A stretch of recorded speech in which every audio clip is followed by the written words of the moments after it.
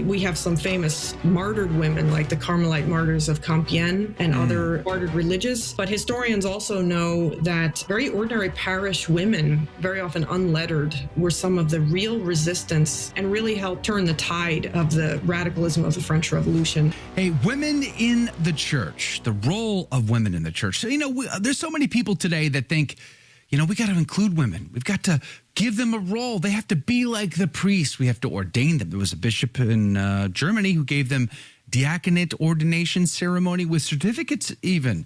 That was just last week or something like that. But guess what?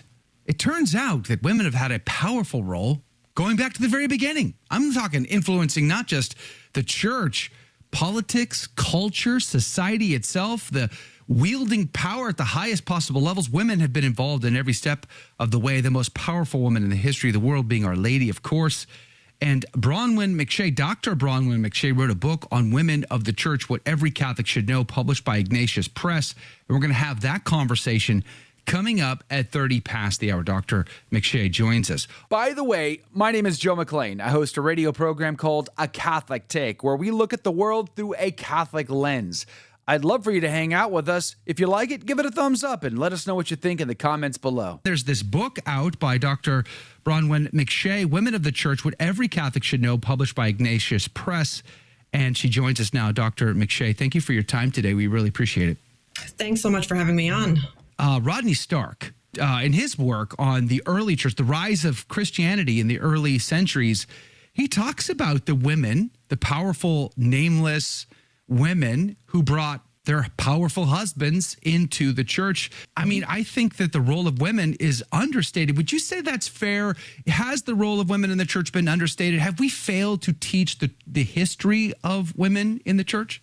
Yes, I think on some level we have. And I would say there were women that were not nameless, that were well known in early centuries of Christianity for a long time, that I think many Catholics today don't learn about as part of our history. We have Saint Macrina the Younger was the sister of two church fathers. She was kind of honored by her contemporaries.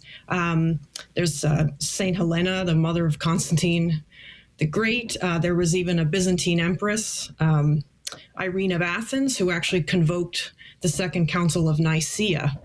And I'm just shocked that I never learned this in my ordinary historical education, that one of the councils of the church was convoked by a woman who ruled basically as emperor of the Byzantine Empire. So there's both the hidden women and the less prominent women, and there's actually rather remarkably prominent women that somehow Catholics today don't learn about. And there's a variety of reasons for that I try to get into a little bit in the book, but my main goal is to just tell these stories so that they're not hidden so much anymore. Now, you're a historian by trade. That's what you do. Yeah. That is your primary occupation. So you can tell that you really broke this down like a history book.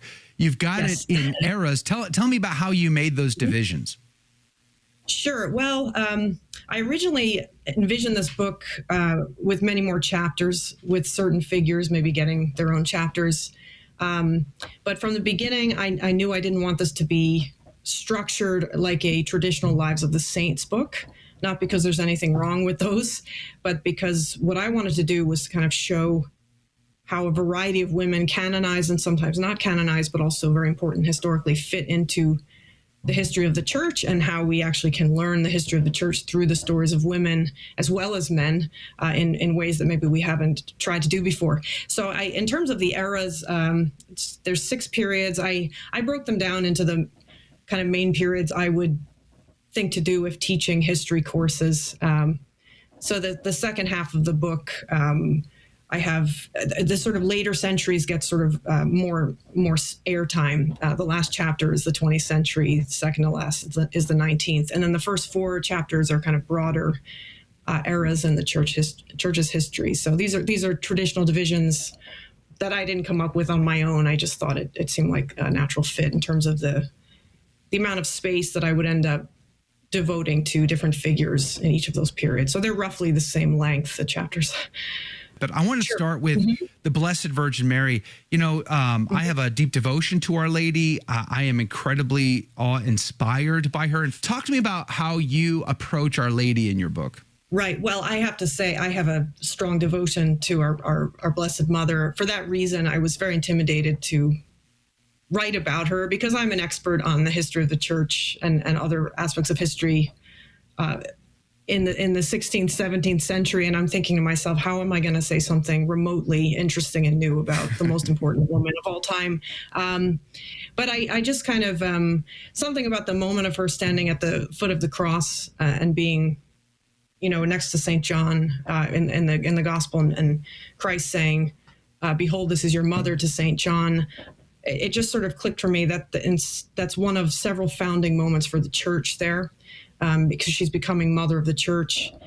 And then it also hit me. I mean, nobody has been written about, sung about, talked about. No woman in history has been kind of praised and argued about, even theologically and all these other things, than the Blessed Mother. So I kind of wanted to emphasize, I both kind of dramatize in a very brief way that moment at the foot of the cross, and then discuss just a variety of hymns and kind of ways in which Mary is discussed. So even if you're a kind of secular person, approaching, I mean, this book was not necessarily written for non-Catholics. It's part of a series for Catholics.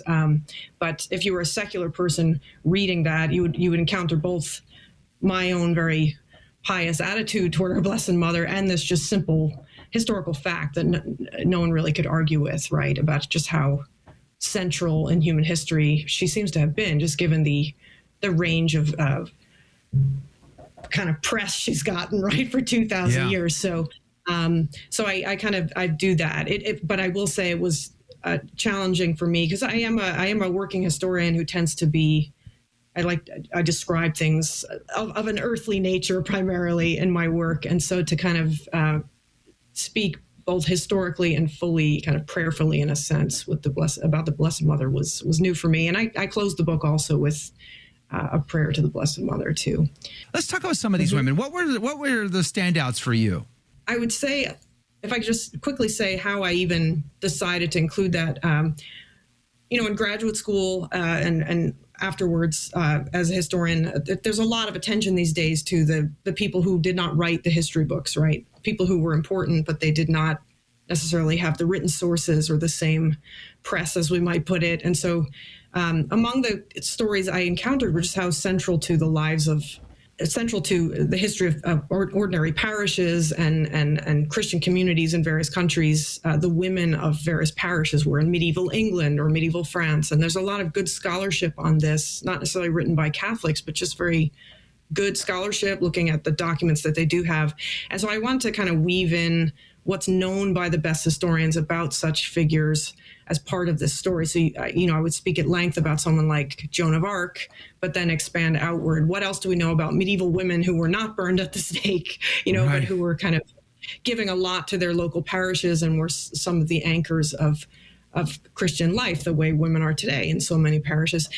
In terms of standout groups, the lay women of like Reformation England, or some of the nuns in convents in Reformation Germany that were shut down, and women who resisted kind of efforts to close down their convents. Later on during the French Revolution, we have some famous martyred women like the Carmelite martyrs of Compiègne and other martyred religious. But historians also know that very ordinary parish women, very often unlettered, were some of the real resistance to the most radical activities of the French Revolutionary State, and really helped turn the tide of the radicalism of the French Revolution, hiding priests in their homes, sometimes standing up to local officials.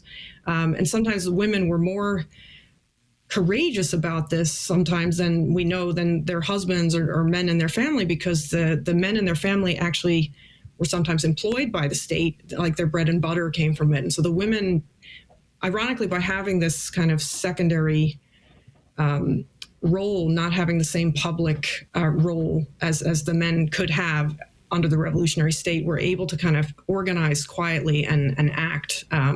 So there's kind of this double-edged sword in a way. Yeah, I mean, there's so many cases. There are so many I wish I included that I just didn't have space for. Isabel of Spain, let's start there. I just want to know, what do you think about Isabel of Spain? She is one of the most important Catholic women in the history of Europe, or in the history of the world, in a sense. And she's part of the expansion of Europe into the Americas. Her record with regard to the Inquisition and treatment of Jewish and Muslim populations, I don't sort of, I'm not the greatest fan. At the same time, she's a very complicated figure. She oversaw some of the reforms of the church in Spain prior to the Protestant Reformation. She appointed Cardinal Cisneros, who was a tremendous reformer and scholarly founder of kind of the humanist movement in Spain. So she accomplished a tremendous amount for her country and for the church. So I like her as a figure that shows the complexity of important historical figures for the church, and that if we focus only on canonized saints, we miss kind of a large part of our history. And so in writing a book, Women of the Church, What Every Catholic Should Know, I wanted to make sure that some major historical figures per se, who are Catholic women, are included, who are not necessarily deserving of the honors of the altar.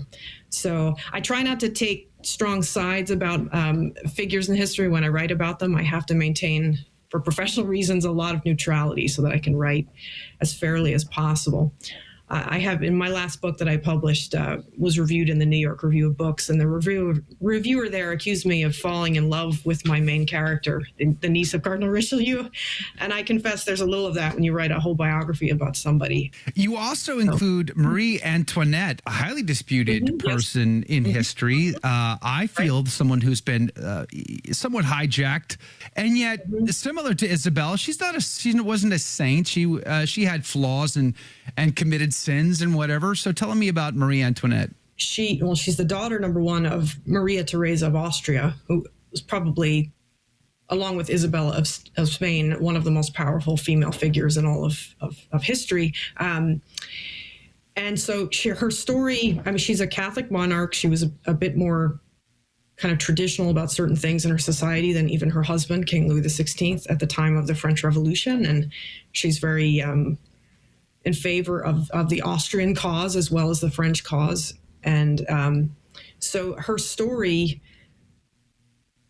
being, imprisoned and then beheaded at the time of the revolution, it illustrates a great deal about what's happening to the church broadly, because the sort of the royal families, members of the nobility who have this, for centuries, have been seen as kind of the sanctified rulers of society with kind of the imprint of the church and God, are being now literally kind of erased as kind of authority figures. And this brings about a very difficult period in the church's history where Catholic authorities are trying to figure out, how do we relate to these new revolutionary regimes while still maintaining kind of our longstanding view about the importance of these consecrated monarchical figures who really were seen when they were consecrated as kings and queens. It was kind of a sacramental. It was done in cathedrals, right? In France, there was a very longstanding tradition of this sort. So she sort of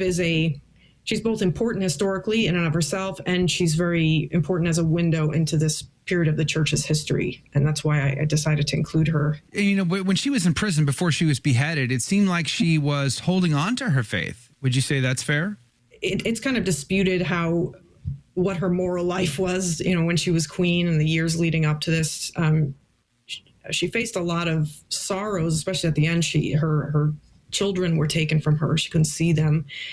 And she was not allowed much in her prison cell apart from kind of a prayer book she had and visits by a priest. And so it's hard to know exactly what's in her mind at that point. But I mean, I think, even if I don't know if she was, grudging in some aspects of her faith over time, but certainly in those final days, it was very, very, in a sense, it was all she had left. And I think it appears that she, threw herself into that. So I just think it's a very, just the image of that, the queen in the cell in the middle of Paris is just, it's just vivid. It's very interesting to me. So Hildegard, what an amazing woman she was. I mean, cardinals would journey just to get her advice. And in science and so many other things. And I think of you mentioned Cabrini as well. Of course, the movie just came out. about Cabrini just a few months ago. So out of this giant list of incredible lights in the history of the Catholic Church, outside of our Blessed Virgin Mother, who do you love? Who's like on the top of your list? Oh my goodness. It's so hard for me because I got to know so many figures in a new way through this book. I mean, you mentioned Hildegard. She's not necessarily my absolute favorite, but I mean, she was like a Renaissance woman long before the Renaissance in terms of the variety of activities she engaged in intellectually. And she was a powerful abbess, several communities under her authority. She's also a figure who shows there's just kind of this myth that unfortunately even our church's leaders sometimes perpetuate unnecessarily, that women were powerless always in past centuries, and that they were in conflict often with male authority figures. Hildegard of Bingen was encouraged by Pope Eugene III to write when she had some self-doubt about that. So there are plenty of examples like Hildegard where male figures in the church are actually encouraging their work and not, I mean, there's also examples of tension as well. So she's just a very vivid figure very early on in the church's history of kind of tremendously powerful and intellectually gifted woman. Some of the, I mean, I came into my scholarly career working on the history of missions. So my first book's about Jesuit missionaries. There are a tremendous number of female missionaries in the history of the church that I try to cover people are just ignorant of them. Many of them lived long before Mother Cabrini too. So I want to make sure people are aware of that legacy. Yes. Did you like that video? It's okay. You can admit it. It's perfectly fine. Hey, we cover the big stories of our day, from inside the church to outside the church to all points in between, and we do it from a Catholic perspective. It's called A Catholic Take. It's a radio program Monday through Friday. We live stream it right here on this channel, by the way, so make sure to subscribe, like, and share. We would be very grateful to you. And don't forget, you're going to want to watch this video right here because you don't want to miss anything.